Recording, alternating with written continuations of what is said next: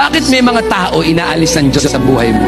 At umaalis sa buhay mo. Tandaan niyo po ito, tiyak may mawawala sa buhay mo.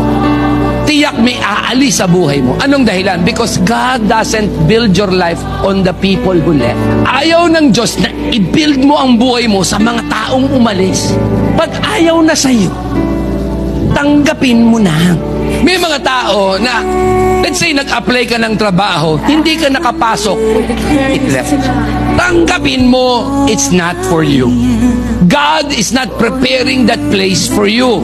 Pastor, ginawa ko naman ang lahat. Okay, ginawa mo ang lahat, and yet sarado ang pinto. Tandaan mo ito, Diyos lang ang pwedeng magbukas. Pag ang Diyos nagbukas, kahit sinong gusto magsara, hindi makapagsasara. Pero kapag ang Diyos na nagsara, kahit sino hindi pa na makapagbubukas. Tandaan niyo ito, mga kapatid. Whoever left your life, whoever walked away from you, was not part of God's purpose for your current season.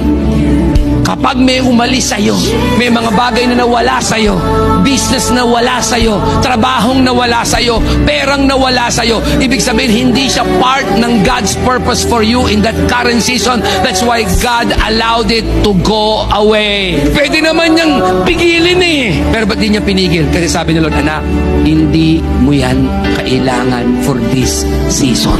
Kasi meron tayong concept that the people who starts with us will stay with us. Not all that who started with us